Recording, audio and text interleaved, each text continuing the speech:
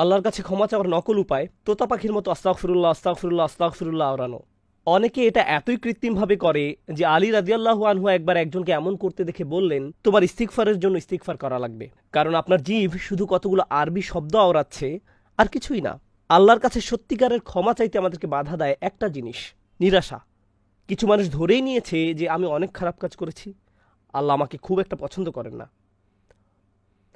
অনেকে আবার এমনও বলে, আমি নিজের কানে শুনেছি যে আল্লাহ আমাকে ঘৃণা করেন, আল্লাহ আমাকে ঘৃণা করেন, আল্লাহ আমাকে দেখতে পারেন না, আল্লাহ আমার উপর রেগে আছেন কারণ আমি অনেক অনেক খারাপ কাজ করেছি। আমি জানতাম আল্লাহ চান না আমি এটা এটা করি, তাও আমি করেছি, বারবার করেছি।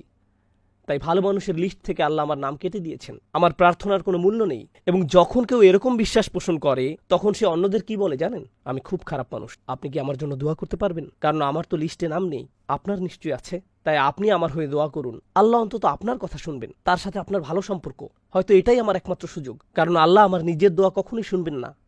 চলো নূহ আলাইহিস সালামের কথায় যাই। তিনি কাদেরকে ক্ষমার প্রস্তাব দিয়েছিলেন? পৃথিবীর সবচেয়ে অবাধ্য জাতিগুলোর একটিকে। তারা লাগাতার আল্লাহর অবাধ্যতা করত। নূহ আলাইহিস সালাম তাদের বললেন, তোমরা যদি ক্ষমা চাও তাহলে আল্লাহ তোমাদের ক্ষমা তো করবেনই, উপরন্তু তিনি তোমাদের জন্য পৃথিবীর প্রাচুর্যের দরজা খুলে দিবেন। মানে আপনি নিজের ব্যাপারে নিরাশ হতে পারেন না, আপনি নিজেকে বলতে পারেন না আমি খুব বেশি নিচে চলে গেছি, ক্ষমা প্রার্থনা করা আমাকে মানায় না। অন্যরা হয়তো পারে, কিন্তু আমার ক্ষমার দিন শেষ, আমি আশার অতীত। মা আমার জন্য দোয়া করলেও করতে পারে, অথবা অমুক ভালো লোক আমার জন্য দোয়া করতে পারেন। আর এখানেই শয়তান এসে জুড়ে বসে, মানুষের হতাশার সুযোগ নিয়ে এসে আরও খারাপ জিনিসের দরজা খুলে দেয়। সেটা কি জানেন? শিরক। শয়তান নকল ধর্মগুলো নিয়ে এসে তাকে বলে, তুমি খুব বড় গুনাহগার, জিসাস তোমাকে ক্ষমা করবেন। তুমি জিসাসের উপাসনা করো, তিনি তোমার হয়ে ঈশ্বরের কাছে ওকালতি করবেন। অথবা অমুক পীরের কবরে যাও, তার কাছে প্রার্থনা করো, তার কবরের সামনে মন্ডা মিঠাই রেখে আসো, তাহলে সে আল্লাহর কাছে তোমার সমস্যাগুলোর সমাধান চেয়ে নিবে, কারণ তুমি খুব বড় গুনাহগার। তুমি সরাসরি আল্লাহর কাছে চাইতে পারো না, কিন্তু পীর সাহেব আল্লাহর কাছে সম্মানীয়, তাই তার মাধ্যমে আল্লাহর কাছে পৌঁছাতে পারবে। এভাবে শিরকের দরজা খুলে যায়। ঈমান এবং তাওহীদের মূল তাৎপর্য হলো আল্লাহর সাথে আমাদের সরাসরি সম্পর্ক। এটাই লা ইলাহা ইল্লাল্লাহ এর অর্থ। এর উদ্দেশ্যই হলো আপনি আপনার প্রয়োজনগুলো আল্লাহর কাছে সরাসরি ব্যক্ত করবেন। এবং আমি নিজে ও আপনাদেরকে স্মরণ করিয়ে দিচ্ছি, আমাদের যেই জিনিসটা সবচেয়ে বেশি প্রয়োজন সেটা হলো ইস্তেগফার। এখন ইস্তেগফার হতে পারে তোতা পাখির মতো জপ করা, অথবা হতে পারে মনের গভীরের উপলব্ধি। মানুষ মূলত নিন্দা সহ্য করতে পারে না। আমি যদি আপনার কোনো একটা ত্রুটি ধরিয়ে দিয়ে বলি, শুনলাম আপনি এটা বলেছেন, আপনি কেন এমন বললেন? আপনি বলবেন, আমি ওভাবেই বলিনি, তুমি বুঝবে না আমার সমস্যা, না বুঝি কথা বলো না, তুমি পুরো ব্যাপারটাই জানো না। অথবা বললাম, আমি দেখলাম তুমি এটা এটা করেছো, সাথে সাথে আপনি রেগে যাবেন। বালিল ইনসানু আলা নাফসিহি বাসীরাহ ওয়ালাউ আলকা মাআযীরাহ। বরং মানুষ নিজেই তার নিজের সম্পর্কে চক্ষুষ্মান। যদিও সে তার অজুহাত পেশ করতে চাইবে, আল্লাহর কাছে ক্ষমা চাইতে হলে আপনাকে একটা সময় বের করতে হবে। আপনি আরবি না জানলেও ক্ষতি নেই, আপনি যদি শুধু বাংলা জানেন, শুধু ইংরেজি বা শুধু উর্দু জানেন, সমস্যা নেই। আল্লাহর সাথে নিজের ভাষায় কথা বলুন এবং মন থেকে আপনার গুনাহগুলো স্বীকার করুন, আর কোনো অজুহাত দিবেন না। এটা করা খুব কঠিন, কারণ মানুষ যখন নিজেকে আয়নাতে দেখে তখন নিজেকেও মিথ্যা বলে। নিজেকে বলে, আমি অতটাও খারাপ নই, আমি যা করেছি তার পেছনে কারণ আছে, আমি অনেক কষ্টে ছিলাম।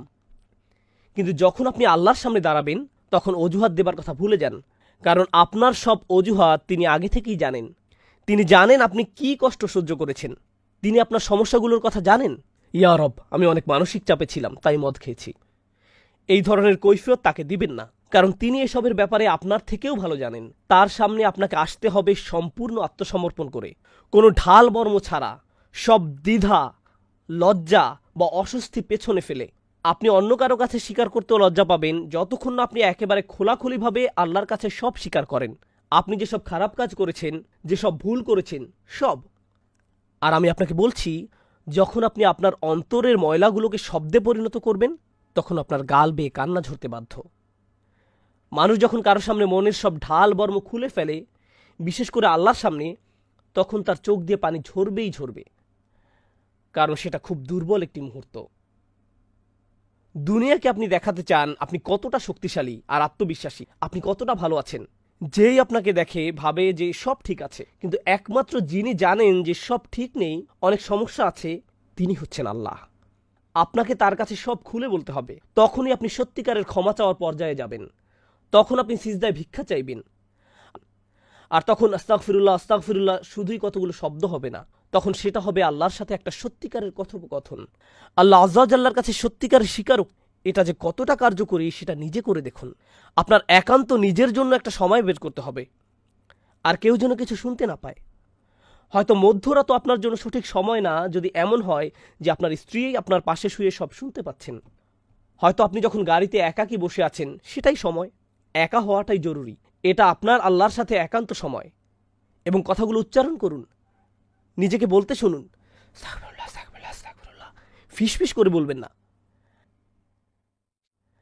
আর যদি আপনি কয়েকটা দোয়া আরবিতে মুখস্থ করে তোতা পাখির মতো আওড়াতে থাকেন, যেগুলোর অর্থ আপনার অজানা, সেই দোয়াগুলো অনেক সুন্দর ও জোরালো, আপনি সেগুলো আওড়াচ্ছেন অথচ আপনার মন সেগুলো বলছে না, শুধু আপনার জিভ বলছে, তাহলে আপনি ইস্তেগফার চাওয়া শুরুই করেননি। আপনি যে আরবি দোয়াগুলো বলছেন তার জন্য আল্লাহ আপনাকে প্রতিদান দিন, কিন্তু এটাকে ইস্তেগফার বলে না। ইস্তেগফার অন্য জিনিস। এবং যখন অশ্রু ঝরে, যখন মনের দ্বিধা খুলে যায়, তখন প্রাচুর্যের দরজা খুলে যায়।